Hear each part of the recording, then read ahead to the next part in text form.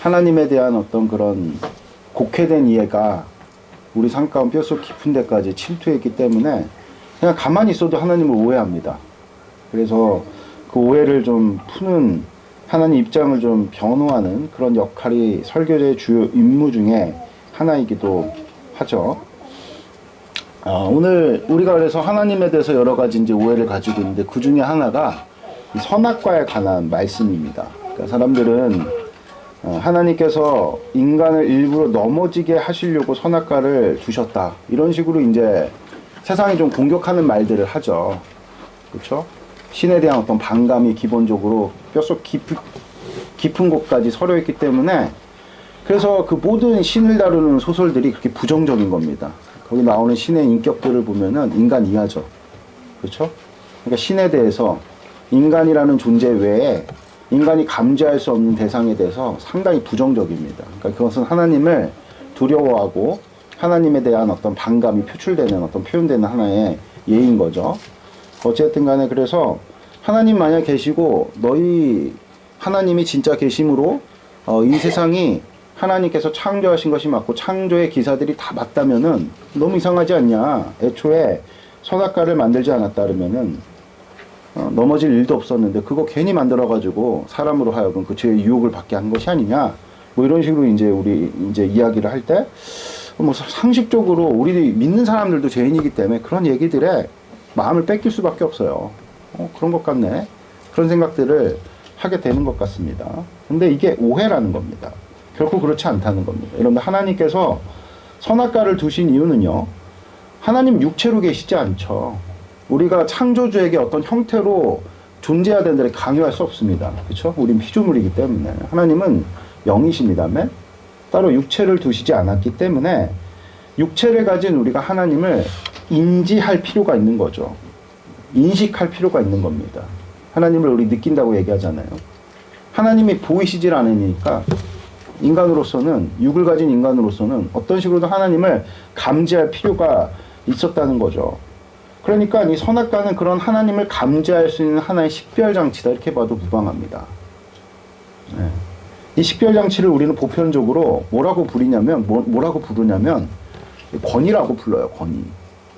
그러니까 권위라는 건 사실 하나님께서 당신과 우리 사이를 구분짓는 하나의 식별장치로 우리에게 주신 거죠. 그래서 그 말씀으로 하나님께서 명령하시잖아요. 선악과 먹지 마라 할 때 그 명령에는 반드시 뭐가 발생되죠? 의무와 책임이 발생되니까 자연스럽게 따르는 게 권위 아니겠어요? 그걸 인정할 때 하나님을 우리가 감지하게 되는 겁니다. 무슨 뜻인지 아시죠? 최초의 율법을 선악과 먹지 말라라. 그래서 다윗이 내가 율법을 가까이 함이 너무 즐겁다고 얘기하는, 약간 볼 때 약간 이 사람 미친 거 아니, 이런 생각 들 때가 있지 않습니까? 아니, 율법을 가까이 하면 왜 즐겁지? 왜 즐거운지에 대해서는 시적 표현으로 자세하게 설명은 안 해놨어요. 하나님이 느껴지니까 그런 거예요, 여러분들. 아멘? 할렐루야. 그러니까 이 선악과를 통해서 하나님과 우리 사이를 구별하고 하나님을 만날 수 있는 하나의 식별 장치로서 주님께서 우리에게 주신 거죠. 그래서 선악과는 하나님과 우리 사이의 질서, 관계에는 항상 질서가 있지 않습니까? 그 질서를 지키는 기준인 거죠. 그래서 여러분들, 선악과는 선악을 분별하는 지식나무라고도 이렇게 부르기도 하거든요. 무슨 얘기냐면 선과 악의 판단 기준이 하나님이시라는 거예요. 만일 선악의 기준을 하나님께 두어서 하나님의 그 권위를 인정한다면, 그러니까 내가 판단을 유보하고 옳은지 그른지는 하나님께 맡기겠습니다. 이게 하나님의 권위를 인정해 드리는 거거든요. 하나님 믿겠다는 거거든요. 그래서 우리가 그 권위를 주님께 인정해 드리면 우리는 다음과 같은 진리에 이르게 되는데, 우리 같이 한번 읽어볼까요? 읽겠습니다. 시작. 하나님께서 지으신 모든 것이 선함에 감사함으로 받으면 버릴 것이 없나니 하나님의 말씀과 기도로 거룩하여 짐이라. 아멘. 그러니까 하나님께서 지으신 모든 것이 선하다는 거죠. 다 선해요. 나의 삶도 선하고, 그렇죠? 여러 가지 우리는 판단을 하잖아요. 좋은 사람, 나쁜 사람, 그죠? 좋은 상황, 나쁜 상황, 좋은 것과 나쁜 것, 막 이런 식으로 막 판단을 많이 한단 말입니다. 근데 하나님께 딱 모든 것들을 맡겨드릴 때 콩깍지 씌워보신 적 있으시죠? 내가 봤을 때는 뭐 그렇게 대단하게 보이지 않는데 콩깍지 씌운 사람들은 너무나도 예뻐요, 너무나도 멋있어요, 그러지 않습니까? 좋게만 보는 거죠. 좋게만 보는 것. 그러니까 하나님의 시각을 우리가 우리의 만물 가운데서 소유할 수 있게 된다는 것입니다. 아멘? 그런데 사람들이 좀처럼 하나님의 이 같은 권위를 인정치 않죠. 그리고 옳고 그른 것, 옳은 것과 그른 것과 좋은 것과 나쁜 것과 선한 것과 악한 것을 자꾸만 나름의 기준을 가지고 판단을 하죠. 이거를 성경에서는 죄의 결과라고 이야기를 합니다. 죄의 결과. 최초 인간에게는요, 의복이 따로 없었습니다. 왜냐하면 하나님의 영광을 의복 삼아서 둘렀기 때문이죠. 그러니까 벌거벗었다 이런 표현도 사실은 죄 이후에 나온 표현, 죄를 지은 이후에 나온 표현이지 그 이전에 그런 표현이 자체가 없었어요. 벌거벗었다는 차원보다는 영광을 두른 거죠. 그래서 우리가 천국 들어갈 때 흰 예복이 필요하다 그러지 않습니까? 그 흰 예복은 하나님의 영광을 상징하는 겁니다. 무슨 뜻인지 아시겠죠, 여러분들? 하나님의 영광을 두른 겁니다. 그러니까 우리가 하나님과 온전한 관계를 누리게 되면 하나님의 영광의 빛의 광채가 우리를 두르는 거죠. 아멘? 할렐루야? 그런 상태가 원래 인간이었다. 그런데 인간이 죄를 범하자 그 영광은 사라졌고, 영광이 사라진 모습에 인간은 스스로를 수치스럽게 여겨. 이것도 뭐냐? 나름의 판단의 결과죠. 우리가 장동건은 잘생겼고 뭐 옥동자는 못생겼고, 이거 우리의 판단 기준 아니에요? 옥동자 엄마가 들으면 얼마나 서운할 일입니까? 저는 강현이가 정말 처음에 태어나갖고 이렇게 꼬물꼬물 할 때 얘는 정말 잘생긴 줄 알았어요. 아, 그래갖고 얘 연예인 되는 거 아니야? 지금. 죄송합니다, 여러분들. 제가 그랬단 말이죠. 이때 우리 아내가 정확한 또 세상 기준의 판단을 딱 가지고, 에? 착각하지 말라고. 너 눈에나 그렇게 보이는 거라. 그런데 아무리 봐도 객관적으로 귀엽지 않냐고. 귀엽긴 하다고. 근데 잘생긴 건 아니라고. 이렇게 얘기를 해가지고 저의 시각을 딱 트인 적이 있었죠. 그러니까 나름의 판단의 결과. 그러니까 인간 스스로를 수치스럽게 여김은 하나님의 시각을 잃어버린 결과인 겁니다. 그리고 나뭇잎을 엮어서 자기가 수치스럽다고 여기는 그 부위를 가린 거죠. 그러니까 우리가 보통 부끄럽게 여기는 게 부조화 아니겠어요? 부조화. 여러분 한번 생각해 보세요. 장동건 잘생겼잖아요. 좌우 대칭이 이렇게 참 조화롭고 눈과 코가 이렇게 잘 어울리면서 그런 걸 우리가 잘생겼다, 아름답다, 미적으로 평가하는 거 아니겠습니까? 인간이 이제 하나님을 떠나서, 그쵸? 왜 하필이면 그 생식기 부위를 그렇게 부끄러워했느냐? 영생을 잃어버렸기 때문에 그래요. 완전치가 않은 겁니다. 인간이란 어떤 하나님께서 부여하신 영광에 비해서 자신의 현실 자체가 하나님 영광이 사라지고 나니까 초라해진 거죠. 썩어질 어떤 그냥 흙으로, 우리 원류가 뭐죠? 흙이잖아, 흙. 근데 흙으로 돌아갈 수밖에 없는 그런 자신들의 처지를 직감하고 스스로를 이제 부끄럽게 여기면서, 부끄럽게 여기는 어떤 그런 부위가 어떤 생식의 부위로, 그러니까 생명을 관장하는 부위로 이제 우리가 그렇게 하게 된 거죠. 부끄럽게 여기게 된 거죠. 그러니까 이제 다시 한번 말씀드리지만 스스로를 수치스럽게 여기는 것은 나름의 판단의 결과다. 그리고 나뭇잎을 엮여서 그 수치를 가렸단 말이에요. 그러나 나뭇잎이라는 것은 줄기에 떨어져 얼마나 그 형태를 유지할 수 있습니까? 곧 썩어서 없어질 뿐이죠. 이것은 하나님께로부터 멀어진 인간의 운명을 암시한 것이라고 할 수가 있겠죠. 그렇죠? 다 가릴 수가, 여러분들 아무리 가리려고 해도 가릴 수가 없습니다. 언젠가는 다 드러나기 마련이죠. 그래서 늘 그것이 드러날까봐 초조해하면서 살아가는 것이 인간 아니겠어요? 가만히 있어서 불안하잖아요, 우리 인간은. 인간은요, 태생 자체가 하나님의 형상으로 지어졌기 때문에 하나님처럼 생각하고 하나님처럼 세상을 바라보는 것이 자연스러운 것입니다. 그런데 오늘 우리 본문에 보니까 이제 옛뱀, 마귀죠, 마귀. 옛뱀이 마귀에게 속은 거죠. 옛뱀이 하와에게 던진 유혹의 핵심은 매우 간단합니다. 사람으로 하나님을 인식할 수 없게 만든 거예요. 그러니까 하나님께서 명령하신 말씀을 왜곡함으로 하나님과 인간 사이를 유지하는 경계를 허물어버린 겁니다. 그러니까 질서를 허문 것이죠. 쉽게 말해서 하나님의 말씀을 어김으로 하나님의 권위를 인정치 않게 만든 겁니다. 그러면 더 이상 하나님과의 관계를 지속할 수 없게 되는 것이죠. 그러므로 하나님과 관계가 끊어지니까 인간은 삽시간에 끈떨어진 영 같은 신세가 된 거예요. 우리가 하나님을 인식하는 것을 어렵게 느끼는 결정적인 이유가 바로 이것이죠. 아멘? 하나님과 나 사이에 질서가 무너지고 관계가 끊어지니까 하나님을 이제 인식하기가 어려워진 겁니다. 예전에는 율법을 지키면서 하나님과 나 사이가 확실하게 구별이 되니까 그 율법을 지키는 순간마다 하나님이 느껴졌거든요. 눈에 안 보이더라도 하나님 계신다라는 건 당연한 거였단 말이에요. 근데 그 관계가 끊어지고 질서가 무너지니까 하나님을 인식할 수가 없는 겁니다. 이렇게 마귀의 유혹에 빠진 인간은 하나님을 인식할 수 없는 상태가 되었죠. 그러므로 동산에 바람이 불 때 인간은 그것이 하나님임을 확신할 수 없어 두려워진 거예요.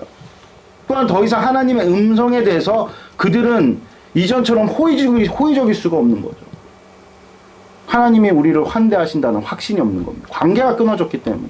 관계가 끊어진 사람들의 특징이 뭐예요? 얼굴을 봐도 별로 이렇게 반가운 기색을 우리 뭐라 그래, 무시한다는 게 회사에서 막 관계가 끊어졌어. 그러면 서로 인사 안 하잖아요.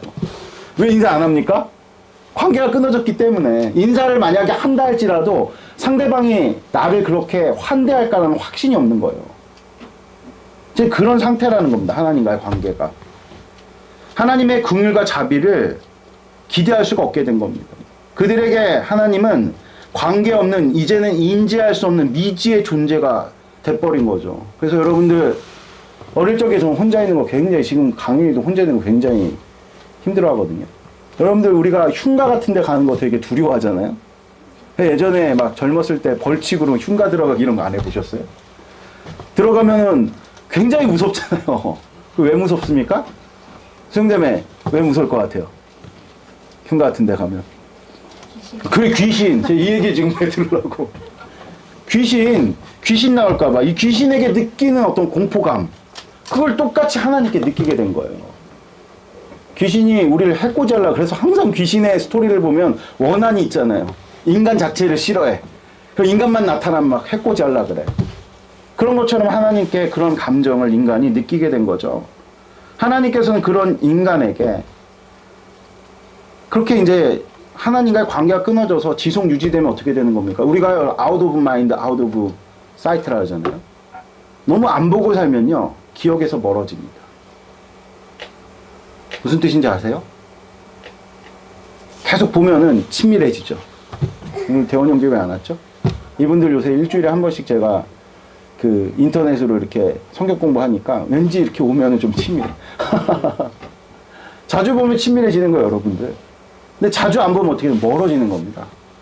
멀어지는 거. 멀어지면 안 되잖아요. 그래서 하나님께서 그런 인간에게 응급처치를 하시는데, 인간이 두르고 있던 나뭇잎 대신에 짐승의 가죽으로 만든 옷을 입히신 거예요. 근데 알고 봤더니 그게 하나님과 인간 사이의 식별장치였던 겁니다.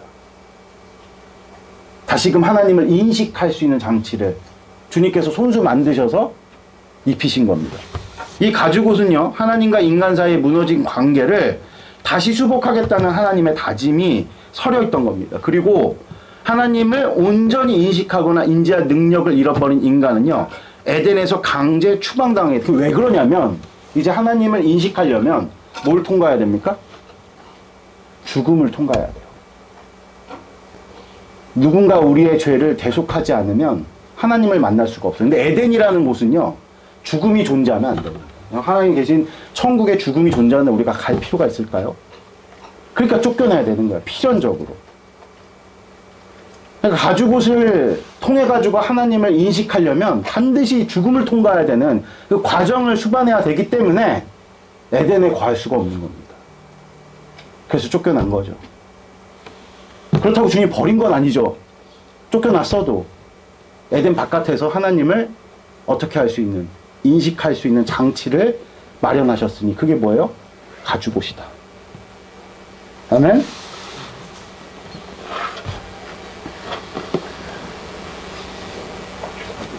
그래서 이제 이 가죽옷은요, 결과적으로 나중에 뭘로 확장이 됩니까? 제사로 확장이 되잖아요. 그래갖고 아벨의 직업을 옷 만드는 사람이었다, 이렇게 이제 우리가 보거든요. 근데 그가 제사장이었단 말이에요. 옷은 뭘로 만들었어요? 양의 가죽으로 만드는 거죠. 그러니까 이 제사를 통해서만 오직 하나님을 인식할 수 있는 그런 형국이 된 겁니다. 인간이 죄를 범함으로 말미암아. 그러니까 근근히 제사를 통해서 하나님과 관계를 이어나갈 수 있게 된 것입니다. 하나님의 배려죠.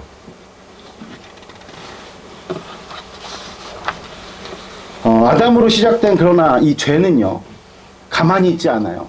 마치 생물 같아서 인간의 하나님을 향한 무지와 그에 따른 적의를 양분 삼아서 계속해서 자라나는 겁니다.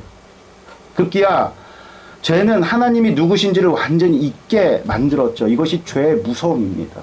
우리가 왜 여러분들 경건 생활에 충실해야 되느냐? 가만히 있잖아요. 인간은 죄인이기 때문에 우리 안에 있는 죄성이 계속해서 하나님을 잃어버리게 만듭니다.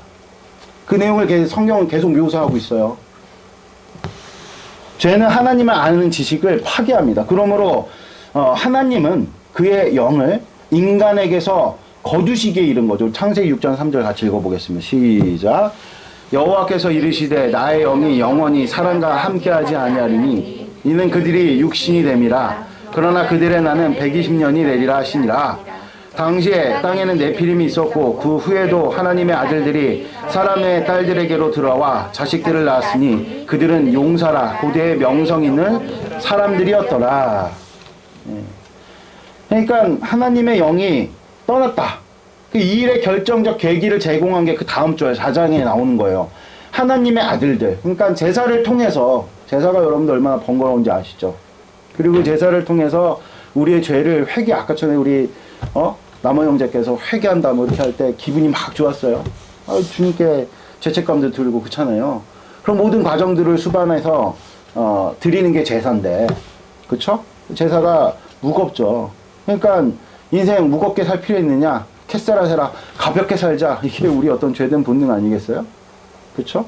그러다 보니까 제사를 경시하고 하나님께서 주신 어떤 그런 명령들을 더욱더 멀리하면서 어떻게 되는 거예요? 하나님을 완전히 잊어버리는 거예요. 그러나 그럼에도 불구하고 하나님께서 믿음 주시고 하나님을 사모하고 가까이 살려고 했던 하나님의 아들들. 근데 그들이 지금 어떻게 되는 겁니까?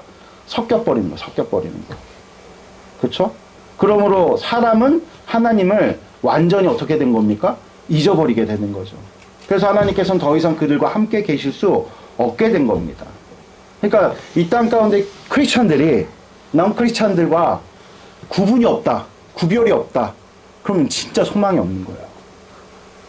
하나님과의 관계가 완전히 이 만물과의 하나님과의 관계가 묘연해지는 거죠. 우리의 역할이라는 것은 사실 만물과 하나님 사이를 잇는 중재자의 역할이거든요. 중개자의 역할이거든요. 소망이 없어진 만물이. 그래서 노아의 방주 사건이 벌어진 겁니다. 여러분들 그게 노아의 방주 사건 이제 멸족이잖아요. 멸망이잖아요. 하나님을 완전히 떠난 인간의 운명이 바로 그런 거예요. 창세기 6장 5절 7절 같이 읽겠습니다. 같이 읽겠습니다. 시작. 여호와께서 사람의 죄악이 세상에 가득한가 그의 마음으로 생각하는 모든 계획이 항상 악할 뿐임을 보시고 땅 위에 사람을 지으셨음을 한탄하사 마음에 근심하시고 이르시되 내가 창조한 사람을 내가 지면에 쓸어버리되 사람으로부터 가축이 기는 것과 공중의 새까지 그리 하리니 이는 내가 그것들을 지었음을 한탄함이니라 하시니라. 아멘. 그러니까 하나님을 떠난 인간의 운명은요 멸망당하는 것 외에 다른 길이 없어요. 왜냐하면 여러분들도 이제 회사 생활 해보시면 아시겠지만 우리 저기 누구예요? 남원 형제 그 부장님 얘기할 때마다 우리가 너무 배꼽 잡고 웃지 않습니까? 근데 우린 배꼽 잡고 웃지만 저 사람은 현실이거든. 그러니까 하나의 어떤 책임지는 경영을 해야 될 자가 깜냥에 미치지 못하면 전체가 다 힘들어지는 거거든요. 그러니까 인간이 하나님을 떠나서 좁은 시각으로 양밖에 안 되는데 모든 동물들을 관장하는 한 사자급 정도 돼야 되는데 양밖에 안 된다고. 이게 시각이 좁아요. 맨날 잡아먹혀. 초식동물들 그러잖아요. 맨날 땅만 보고 있다가 멀리 보는 육식동물한테 와가지고 잡아먹히고 그러지 않습니까? 그러니까 하나님을 떠난 인간의 운명이라는 건 공멸밖에 없는 거예요. 그러니까 그냥 특별히 악해서가 아니라 하마르티아가 관역에 못 미치다라는 뜻이거든요. 이 세상을 잘 경영할 능력이 안 되는 겁니다.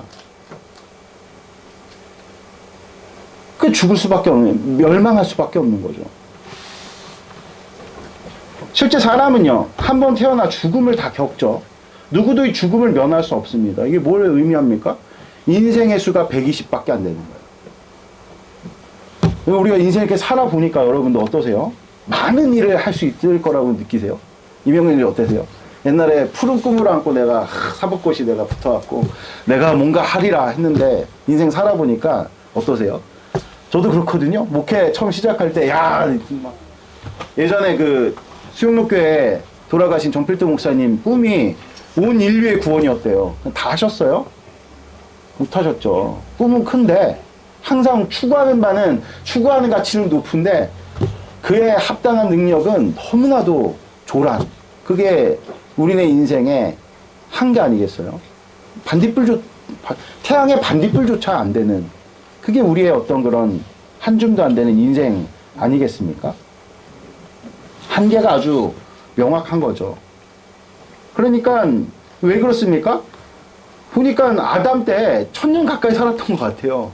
그런데 완전히 하나님을 잃어버리니까 그들의 인생을 주님께서 100여 년 정도로 어떻게 하신 겁니까? 제한하신 거. 죄의 결과입니다. 죄의 결과. 명확한 한계. 그러니까 죽을 수밖에 없고 공멸할 수밖에 없는 이런 숙명에 갇힌 인간을, 그러나 하나님께서는 여전히 사랑하셨다는 겁니다. 그래서 하나님께서는 인간을 구원하시기로 작정하셨죠. 언제 정하신 겁니까? 죄를 짓자마자 정하신 거예요. 그게 그 표가 뭐냐? 가죽옷이라는 가죽옷. 가죽옷은 뭘 지시합니까? 제사를 지시하죠. 제사는 뭘 지시합니까? 십자가를 지시한다는 거예요. 가죽옷과 제사와 십자가의 하나 같은 공통점은 무엇이냐면 대속의 원리를 따른다는 겁니다. 그러니까 누군가의 죄를 대신 짊어져 죽어야 한다는 공통점이 있다는 거죠. 여러분들, 예수님께서는 우리 죄를 위해서 대신 십자가에 못 박히셨습니다. 할렐루야, 아멘? 목적은 단 한 가지입니다. 잃어버린 하나님을 다시 찾게 하는 거예요. 오직 죽음이란 숙명에서 벗어날 수 있는 유일한 길은 생명이신 하나님께로 돌아가는 것 뿐입니다. 그래서 여러분들, 우리 가운데서 제사가 폐해진 것을 그냥 귀찮은 일 하나 벗어버렸구나라고 여기시면 안 돼요. 이제 우리는요, 죽음을 통해서 하나님께 나아가는 것이 아니라 예수 그리스도 십자가의 단번에 지신 십자가 보혈로, 그러니까 믿음으로 들어가는 거예요. 이제 죽음을 통하지 않을 수 있는 조건이 다 갖춰졌기 때문에 천국 가는 거예요. 에덴에 다시 들어갈 수 있는 거예요. 에덴을 지키던 그 두루두루 화영검에 누가 맞아 죽으신 겁니까? 예수님이 맞아 죽으셔서 이제 더 이상 우리는 죽음을 통과하지 않고 당당하게 예수님의 공로로, 믿음으로 에덴에 다시 들어갈 수 있게 된 겁니다. 십자가는 어마어마한 가치인 거죠. 그러므로 할렐루야. 근데 이렇게 예수님께서 십자가 지심으로 우리 가운데 베푸신 어떤 그런 결과라는 것은 잃어버린 하나님을 다시 찾게 된 겁니다. 오직 죽음이란 숙명에서 벗어날 수 있는 유일한 길은 생명이신 하나님께로 돌아가는 것 뿐입니다. 그러므로 이제 우리는 예수님을 통해 죽음 없이 믿음으로 하나님께 나아갈 수 있게 됐다. 사도행전 4장 12절 같이 읽겠습니다. 시작. 다른 이로서는 구원을 받을 수가 없나니 천하 사람 중에 구원을 받을 만한 다른 이름을 우리에게 주신 일이 없습니다 하였더라면. 할렐루야. 옆 사람하고 인사합시다. 우리 예수님 때문에 구원받습니다. 우리 예수님 때문에 구원받습니다. 또 이렇게 인사합니다. 우리는 예수님으로만 천국 갑니다. 우리는 예수님으로만 천국 갑니다. 아멘. 여러분들, 그래서 저기 유대인들이 성전 짓고 난리를 펴도 천국 못 가는 거예요.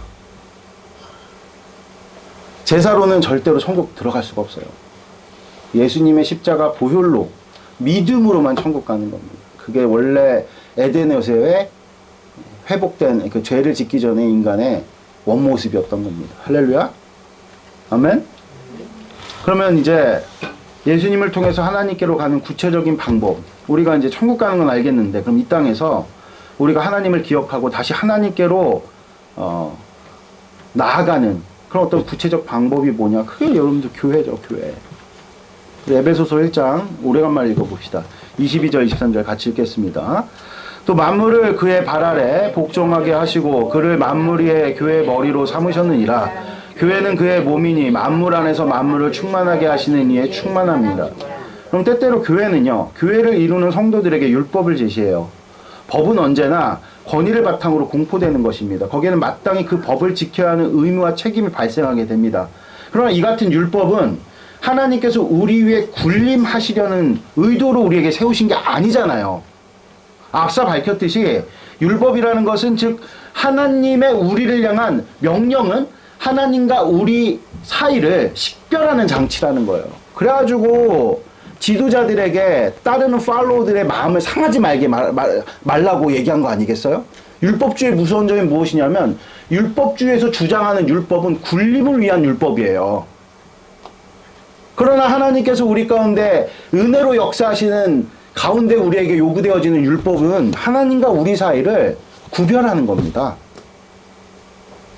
그러니까 우리가 순종할 때 하나님이 느껴지는 거예요. 그래서 우리가 가스펠 프로젝트라든지 뭐 교회 안에서 각종 무슨 뭐 제자도라든지 툴이 있거든요. 근데 그 툴로서 역할을 하면서 정말로 가진 열매를 맺는 어떤 그런 내용들 보면 반드시 인도하는 자나 전하는 자나 거기에 따르는 성실한 순종이 뒷받침될 때 많은 열매를 맺습니다. 그러니까 순종을 강요하는 것은 군림하기 위함이 아니라 순종 자체가, 순종이라는 그 신앙 행위 자체가 하나님을 느끼는, 하나님을 가까이 하는 방편이 된다는 겁니다. 그러니까 아이고 우리 김남은 형제님 기도 좀 하십시오라는 것은 어떤 의미가 담겨져 있냐면 하나님을 가까이 하세요. 하나님이 느껴질 겁니다. 아, 이런 뉘앙스로 얘기를 하면은 누구든 거기에 대해서 거부감을 갖겠습니까? 근데 그게 아니라 기도도 똑바로 안 하니까, 기도 안 하니까 망하는 겁니다. 기도 안 하니까 그렇게 지금 인생 그지 같은 거 이렇게 얘기를 하면은 누가 기도를 하고 싶겠냐고요. 그 하나님이 애초에 우리에게 주시고자 하는 권위라든지 율법의 율법의 바른 사용이 아니잖아요.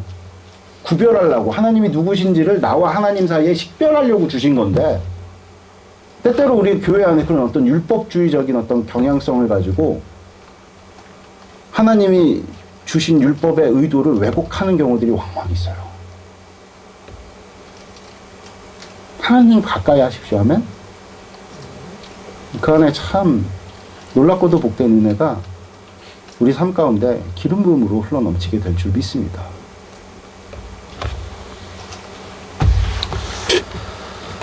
그러므로 교회 안에서 권위를 인정하는 것은, 순종하는 것은 하나님을 인식하는 혹은 인지하는 첫 걸음인 겁니다. 거기서부터 깊은 교제로 나아가는 겁니다.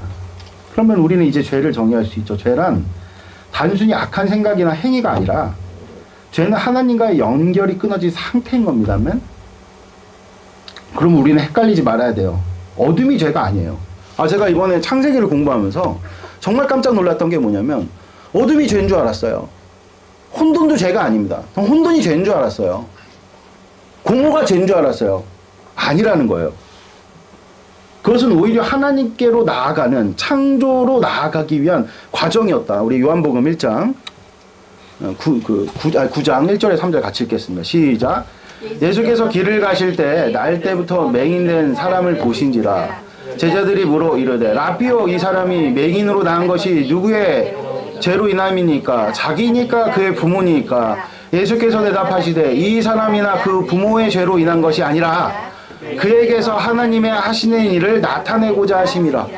이게 버젓이 성경에 기록되어 있음에도 불구하고 우리는 공허의 상태, 그쵸? 혼돈의 상태, 그리고 어두운 상태를 너무 정죄하는 거예요.